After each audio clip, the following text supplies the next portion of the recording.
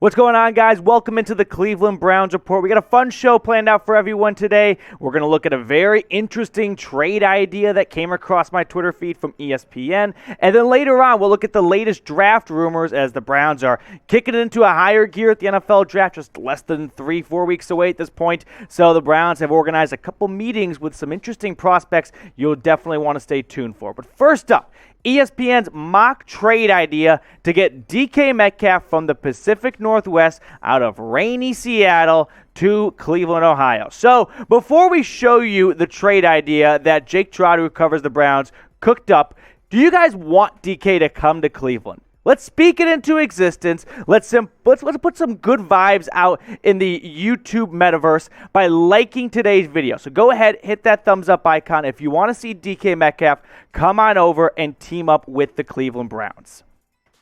Now, a trade for Metcalf. So trade rumors have been surrounding him for a little bit of time now, and that's not too surprising because Seattle entered what appeared to be a bit of a rebuild, right, after they traded away Russell Wilson. Now, the Seahawks are saying, we're not trading DK Metcalf. Funny, I was like 2 months old, or 2 months ago, when I remember that they weren't going to trade away Russell Wilson, and then how much later was he gone? Literally, it was just a couple of days later, it went from Pete Carroll saying, we are not trading away Russell Wilson, to Russell Wilson is a Denver Bronco. I'm not going to fully buy in on the Seahawks front office saying, we're not trading DK when I've seen this movie before. Now, here was ESPN's trade idea. They have the Browns getting DK Metcalf only for a future second-round pick. Now, that would sting a little bit because that would mean the Browns next year don't have a first. That belongs to Houston. And they don't have a second. That would go to Seattle. But Baker Mayfield, that's the big name right here. Baker for DK, kind of. And that helps Seattle. The Seahawks are planning on rolling with Drew Lock. That's not going to end pretty. That's not going to be fun for any season ticket holder in Seattle. At least Baker is an upgrade from Drew Lock. And if you take that second-round pick next year, you got a handful of picks this year from Denver. You could draft a young wide receiver who you don't have to pay in the near future like DK is asking for. So be the GM for me. Put on Andrew Berry's hat. Sit in his chair. Would you do this Metcalf trade? A for accept or D for decline. Let me know what you stand or where you stand on this trade idea. Personally, yes in 100 different languages. Height, see, we, I'm like the Rosetta Stone right now of languages trying to figure out how many ways I can say yes to this trade happening. There is a lot of fun things that could happen when you've got DK Metcalf added to what is already a loaded Browns roster. I mean, think about it. Deshaun Watson doesn't want to throw DK? No problem. He's got Amari Cooper. It's a run play, Nick Chubb or Kareem Hunt. I mean, the weapons at his disposal would be unbelievable. Let's look at the horse's mouth, though. Let's see what Jake Trotter said about this trade. Coming straight out of the ESPN article, the Browns need to unload Mayfield anyway, and packaging him with a second-rounder might entice Seattle. Cleveland, which traded away its first-round pick in the 2022 draft to acquire Deshaun Watson, likely would only deal next year's pick so that it could keep its top pick, number 44, this year. Trotter would go on to say the Seahawks could get a one-year look at Mayfield and add the pick to their trove for a potential rebuild. I love this idea, obviously, for the Browns. And I think this is pretty. If you're a Seahawks fan when you do this trade, they probably say no, but they also got to look at the situation ahead of them here. Do you really want to pay DK Metcalf a ton of money and have him go to waste because you don't have a good quarterback? No, you don't.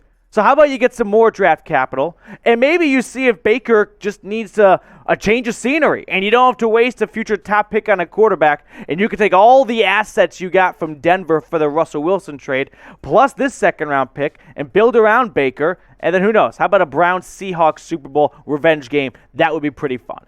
Metcalf, the stats speak for himself. I mean, since he came out of college, coming from Ole Miss, and this is a good little reminder right here, he was a little banged up coming out of college. He had that neck injury, which is why he slipped a little bit. If you're wondering how someone so good fell so far past a handful of wide receivers. Like, he's got 29 touchdowns in 49 games, over 3,000 yards. He has been an absolute monster for the Seahawks. If you are looking for a reason to subscribe to the best and fastest growing Browns YouTube channel out there, help us get to 8,000 subs because we have free Browns coverage 24/7, which means you never miss a beat here. You never miss a news story. You never miss a rumor. We are less than just over 700 away from reaching our goal. I want to get there by the draft. And here's the deal. If you don't subscribe, I'm not going to say anything like, we're not going to get DK Metcalf. But why take the chance, right? Why not just hit one button for free Browns content? You get more Browns content in your life, and you get DK Metcalf. I'm not saying it's going to happen for sure, but I'm not saying that. So you guys read between the lines here. Because imagine if the Browns did get DK Metcalf. Look at how loaded this depth chart would be. And no, that's not a typo. There is, how do you pick a wide receiver one between Amari Cooper and DK Metcalf? They're both wide receivers ones. I mean, neither one would take a backseat to the other. And to have a DPJ as your wide receiver 3, who I would love to see have a breakout season finally, plus Jakeem Grant, special teams guy. Oh, and don't forget Anthony Schwartz, third-round pick last year, the speed guy that never really broke through. Remember that first game of the year against the Chiefs? He had that big reception down the sideline, and then we didn't see anything from him again. Well, he gets healthy this offseason, gets the hamstring back, and that's a fun depth chart right there. We've talked about a couple of different wide receivers the Browns could go for this offseason. Will Fuller, now DK Metcalf, and then, of course, trying to bring Juice back. So if you had to pick one, let me know which one it would be. Not who's the best one. That's a little too easy. But try to keep in mind what each one would cost, right? Will Fuller's probably the cheapest. DK Metcalf would require a trade, some draft picks going away. And Landry, getting up in the age column, he's the oldest of the bunch, but he's done so much for the Browns. Let me know what you think down below. Coming up next, we're going to talk about the latest Browns draft rumors as we kick our draft coverage here at Chat Sports and the Browns Report into another gear you can't believe, because I can't wait to see who Deshaun Watson is going to be throwing the ball to, what weapons he has around him. And if you want to rep a Deshaun Watson jersey, make sure you get it right now at chatsports.com/Watson jersey. Here's the deal. These things are flying off the shelves, and I can't guarantee that they'll be around for much longer. So if you're excited to tailgate in the Muni Lot week 1 and you want to wear a Deshaun Watson jersey, don't wait until July or August to order one, because you may not get it to week 4, and you'll be that guy repping last year's jersey. Get a brand new Deshaun Watson jersey. I got the link in the comments and the description. You can't miss it. chatsports.com/Watson jersey. Now, getting back to the latest Browns draft rumors. The Browns are meeting with, not Deshaun Watson. This is going to be a pretzel in my head, Ricky Bobby style. But they're meeting with Christian Watson and Treylon Burks, both wide receivers. So when you compare these two guys head to head, it's not very fair, right? You have Christian Watson, who played at North Dakota State, FCS, and you got Treylon Burks, who played in the SEC. But just to give you a rough idea, I think of the numbers, and then we'll dive deeper into the two of them, in their draft profiles. But that gives you at least a starting point right there. So let's look at their profiles a little bit. We'll start with Treylon Burks, the Arkansas Razorback. He's kind of described as a bigger Deebo Samuel. Now, don't take that and think, oh, he's the next Deebo Samuel, we should get him. No, it's more about the options he affords you, right? Deebo, you've seen line up in the backfield and be a running back at time for San Francisco. Burks is kind of that gadget flex. He's not like a gadget player, but you can just move him around the offense. He offers you that option. However, he hasn't done very well since the season ended. And it's weird how players can rise and fall like Christian Watson. But for whatever reason, teams aren't liking him after the combine. So he slipped from what looked to be like a first-round pick not long ago into round 2, where the Browns pick at 44. As for Christian Watson, he's done the opposite of Treylon Burks. He's shot up since the season has ended, and that's because of the great numbers he put up at the combine. A guy that's 6'4", 208 pounds, and ran a 4.36 40. Yeah, there are going to be teams foaming at the mouth to try and get this guy. And all of a sudden, Watson has gone from like a third-round pick to some places a first-round pick. Now, the Browns have 30 meetings, and they are using 2 of them on these guys. Watson, he's got all the athletic traits. Burks, a little more polished, I would say. So pick one to draft for me. If you're on the clock, right? You're Andrew Berry, and it is your time to put the card in, mail it in, fax it in. Who are you picking at number 44? Type TB for Burks or CW for Watson. Let me know what you think down below.